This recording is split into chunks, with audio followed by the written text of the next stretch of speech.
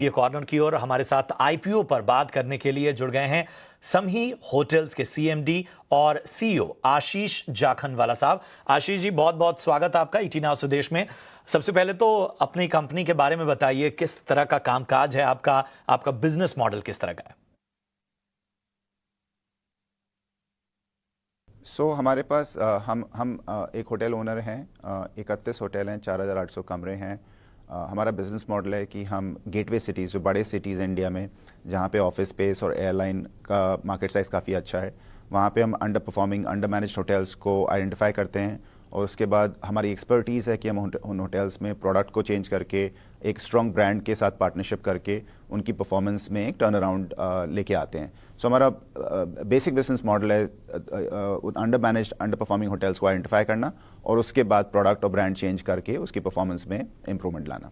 Okay, तो ये business है आपके। लेकिन अब मेरा अगला सवाल आपसे होगा कि ओएफएस के जरिए जो ब्लू चंद्रा पीटी ने उन्होंने करीब 84,20,000 शेयर ऑफलोड किए हैं, जिसमें माधुरी खेला और साथ ही नुवामा क्रॉसओवर अपॉर्चुनिटीज फंड और टीआईएमएफ होल्डिंग्स, इन लोगों ने करीब 130 करोड़ में हिस्सेदारी ये ली है ब्लू चंद्रा पीटी से। लेकिन इसके बाद शेयर होल्डिंग का पैटर्न क्या होगा आशीष जी? और साथ ही मेरा अगला एक और सवाल आपसे होगा, क्या इस तरह के किसी दिग्गज एचएनआई इन्वेस्टर से भी आप लोगों की और बातचीत चल रही है? हाँ, अगर आप हमारे शेयर होल्डर ग्रुप देखेंगे तो सबसे बड़ा शेयर होल्डर होगा इस जो आपने ऑफर फॉर सेल देखा है ब्लू चंद्रा का, उसके बाद सबसे बड़ा शेयर होल्डर होगा एसीआईसी मॉरिशस, जो आसिया कैपिटल है। ब्लू चंद्रा जो है शेयर होल्डर रहेगा आने वाले टाइम के लिए। उन्होंने एक वॉलंटरी लॉक इन भी दिया है, तो उनका अच्छा खासा पोजीशन बना रहेगा कंपनी में। गोल्डमैन सैक्स जो एक शेयर होल्डर है कंपनी में 2016 से, वो कंपनी में है। आपके पास जीटीआई कैपिटल है, सर्वरा इन्वेस्टमेंट फंड है। हमारे जितने शेयर होल्डर्स थे कंपनी में पिछले कई सालों से, वो सारे के सारे कंटिन्यू करेंगे। और ऑफ कोर्स आपने जो नाम लिए हैं, न्यूवामा, टीआईएमएफ होल्डिंग और माधुरी खेला, ये नए शेयर होल्डर ऐड हो रहे हैं इस सेकेंडरी ट्रांजैक्शन। और उसके बाद जो एंकर बुक है वो हम 13 को एलोकेट करके अनाउंस करेंगे। बिल्कुल आशीष जी, जो आपका ताज़ा इशू है उससे 1200 करोड़ जुटाने की योजना है, ऐसे में कितना कर्ज इससे चुकाया जाएगा और फिलहाल जो है वो डेट की स्थिति क्या है? अभी हमारा डेट 2850 करोड़ का है और जो 1200 करोड़ का फ्रेश इशू हो रहा है, ज़्यादा से ज़्यादा वो पूरा का पूरा वो आईपीओ के एक्सपेंसेस निकाल के डेट रिडक्शन में यूज़ होगा। तो जो हमारा फ्रेश प्रोसीड्स हैं उससे हमारा डेट पोजीशन काफ़ी चेंज होगा। 2850 अभी है और करीब आप अज्यूम कर सकते हो कि 1150 करोड़ 1200 करोड़ में से जाएगा डेट रिडक्शन के लिए। ओके, यानी 1150 करोड़ के आसपास डेट रिडक्शन में भी जाएगा। लेकिन आशीष जी, एक और सवाल, आप लोगों की जो फाइनेंशियल्स है, प्रॉफिटेबिलिटी है, उसमें काफ़ी फ्लक्चुएशन देखने को मिल रहा है। कब तक यहाँ पर प्रॉफिटेबिलिटी में, मार्जिन में कब तक स्थिरता आने की उम्मीद है और इस फ्रंट पर आप लोग क्या काम कर रहे हैं और कब तक आप मुनाफे में आ जाएगी कंपनी?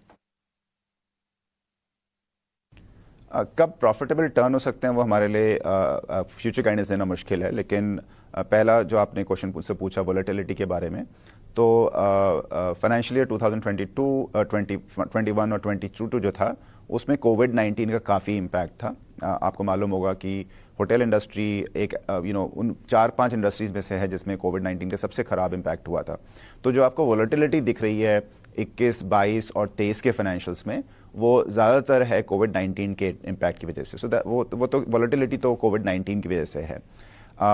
अगर आप हमारी कंपनी में लॉसेस देखेंगे, हमारी कंपनी में FY23 में EBITDA जो था वो करीब 311 करोड़ का था और उसके बाद हमारे लॉसेस थे, तो डेप्रिसिएशन था, फाइनेंस कॉस्ट थी।